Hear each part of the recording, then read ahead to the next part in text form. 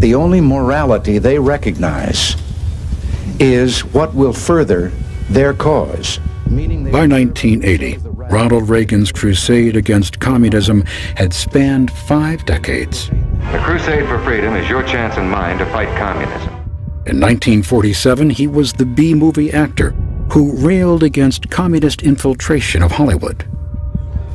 20 years later, as the governor of California, he defended America's war in Vietnam. But ending the conflict is not so simple as just calling it off and coming home, because the price for that kind of peace could be 1,000 years of darkness for generations yet unborn. In 1981, communism's old foe assumed a powerful new position. Just like in the movies, America's new president was ready for the final showdown. We must realize that no arsenal or no weapon in the arsenals of the world is so formidable as the will and moral courage of free men and women. It is a weapon our adversaries in today's world do not have.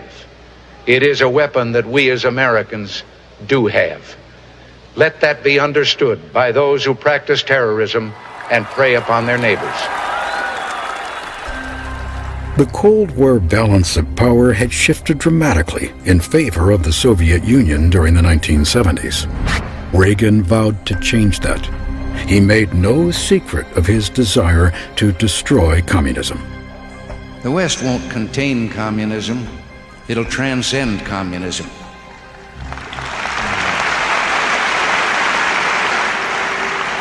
It won't bother to denounce it. It will dismiss it as some bizarre chapter in human history whose last pages are even now being written. While critics cautioned against inciting the Russian bear, the Reagan administration made plans to win the Cold War. National Security Directive 75 outlined a strategy to reinvigorate the nation's military defense and encourage political change within the Soviet sphere. Only then, from a position of strength, not weakness, would the U.S. engage in diplomacy. President Reagan's defense proposal was bold and controversial. It called for an investment of $1.5 trillion over 5 years, the greatest military buildup ever in peacetime. New ships, tanks, fighter jets, and nuclear weapons for the American arsenal. And nuclear-tipped Pershing II missiles to strengthen America's NATO allies in Europe. We must stand by all our democratic allies, and we must not break faith with those who are risking their lives on every continent from Afghanistan to Nicaragua to defy Soviet-supported aggression and secure rights which have been ours from birth.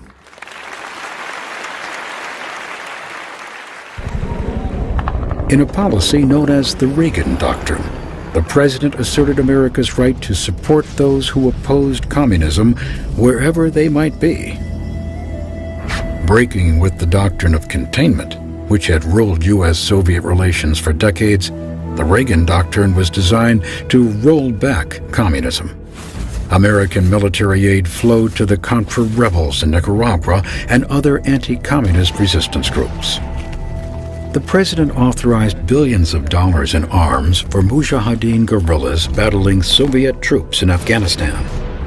With the help of American-made Stinger missiles, the ragtag militia turned the tide against the mighty Soviet army. While these far-flung conflicts became bleeding wounds for the Soviet Union, American aid bankrolled the human rights movement behind the Iron Curtain. It is the democratic countries that are prosperous and responsive to the needs of their people. Before the British Parliament, President Reagan made a bold prediction. What I'm describing now is a plan and a hope for the long term. The march of freedom and democracy, which will leave Marxism, Leninism on the ash heap of history as it has left other tyrannies which stifle the freedom and muzzle the self-expression of the people. By the end of his first term in office, defense spending reached $34 million per hour. The president said he was arming to disarm. an increasingly vocal minority said he was mad. The nuclear freeze movement argued that the president was leading the world toward nuclear war. 1 million freeze supporters converged on Central Park in 1982 to denounce the arms buildup. We want no more nuclear weapons! Reagan maintained that they had misjudged his intentions. He wanted to end communism, not the world, and he had a plan to do it. Let me share with you a vision of the future which offers hope. It is that we embark on a program to counter the awesome Soviet missile threat with measures that are defensive. In March 1983, President Reagan proposed the creation of a space-based missile defense known as the Strategic Defense Initiative, or SDI. The concept read like science fiction. Satellites patrolling the heavens, zapping incoming Soviet missiles with lasers. What if free people could live secure in the knowledge that their security did not rest upon the threat of instant U.S. retaliation to deter a Soviet attack, that we could intercept and destroy strategic ballistic missiles before they reached our own soil or that of our allies?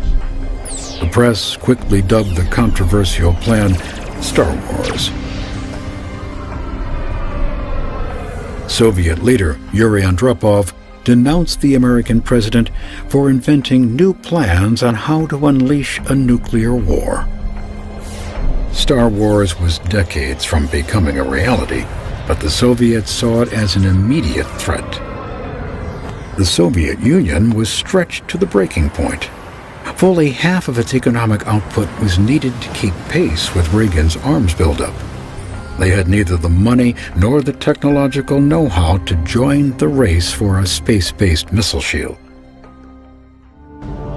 Just months after the Star Wars announcement, an international crisis dramatized the sinister nature of what Reagan called the evil empire. My fellow Americans, I'm coming before you tonight about the Korean airline massacre, the attack by the Soviet Union against 269 innocent men, women, and children aboard an unarmed Korean passenger plane. In August 1983, Soviet air defenses shot down a commercial airliner that had drifted off course.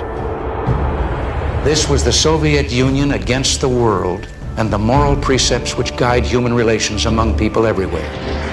It was a military blunder. Reagan asserted otherwise. It was an act of barbarism, born of a society which wantonly disregards individual rights and the value of human life and seeks constantly to expand and dominate other nations. As Reagan's rhetoric reached a fever pitch, Andropov became convinced that the United States was preparing for a surprise nuclear attack on the USSR. When Reagan learned this, he was astonished. Do you suppose they really believed that? I don't see how they could believe that, but it's something to think about.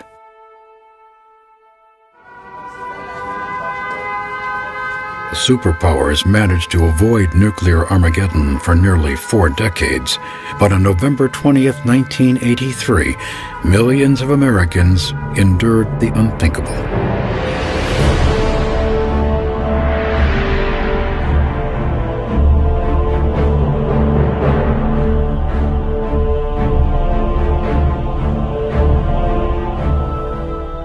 The TV movie The Day After was a fictionalized depiction of nuclear war. But for President Reagan, it was a sobering glimpse at where the world might be headed. More than 20 years ago, President Kennedy defined an approach that is as valid today as when he announced it. So let us not be blind to our differences, he said, but let us also direct attention to our common interests and to the means by which those differences can be resolved. Reagan decided he had pushed hard enough. It was time to try a new approach. People don't make wars. People want to raise their children in a world without fear and without war. If the Soviet government wants peace, then there will be peace. Together, we can strengthen peace, reduce the level of arms, and know in doing so that we have helped fulfill the hopes and dreams of those we represent, and indeed of people everywhere. Let us begin now. Thank you. President Reagan's about-face, from warmonger to peacemaker, coincided with the death of the third Soviet leader in as many years. Reagan joked, "How can I get anywhere with the Soviets if they keep dying on me?" At 54 years of age, the new communist in charge was in no immediate danger of dying. Mikhail Gorbachev was university educated, reform-minded, with ideas and imagination. He seemed quite unlike the sinister, boorish, senile leaders who had preceded him. Gorbachev was determined to save the failing Soviet economic system and improve the lives of ordinary citizens without abandoning Marxism-Leninism. In November 1986, Gorbachev and Reagan met for the first time at a summit in Geneva, Switzerland.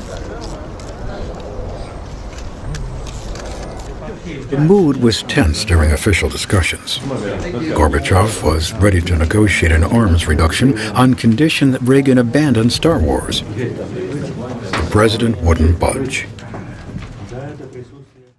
But in private, the two leaders forged the beginnings of a personal relationship that would transcend ideology, geopolitical differences, and the Cold War itself. Geneva did not produce any arms limitation agreements, but it provided a historic breakthrough.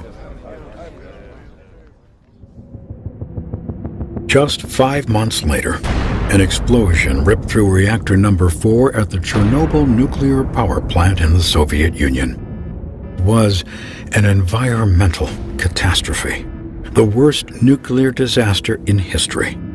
It exposed a Soviet system that was shot through with corruption and incompetence. Gorbachev vowed immediate and radical change. The Soviet leader introduced glasnost, a move away from government secrecy toward openness, and perestroika, a dramatic economic, political, and social restructuring of the Soviet Union itself. To pay for the reforms, Gorbachev knew he would have to abandon the arms race and seek an end to the Cold War. In December 1987, the seeds planted at Geneva a year earlier bore fruit. Reagan and Gorbachev signed a historic agreement to eliminate intermediate-range missiles in Europe. It was the first step on the road to dramatically reducing nuclear weapons stockpiles. Reagan and Gorbachev found common ground on the issue of nuclear abolition.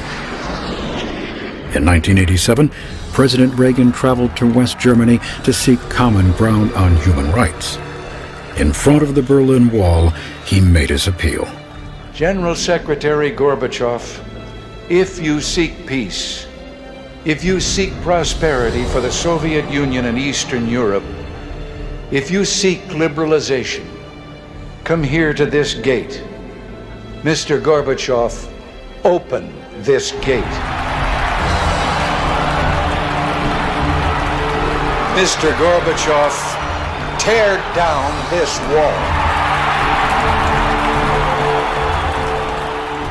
For Ronald Reagan, the one-time Hollywood actor, it may have been his finest performance.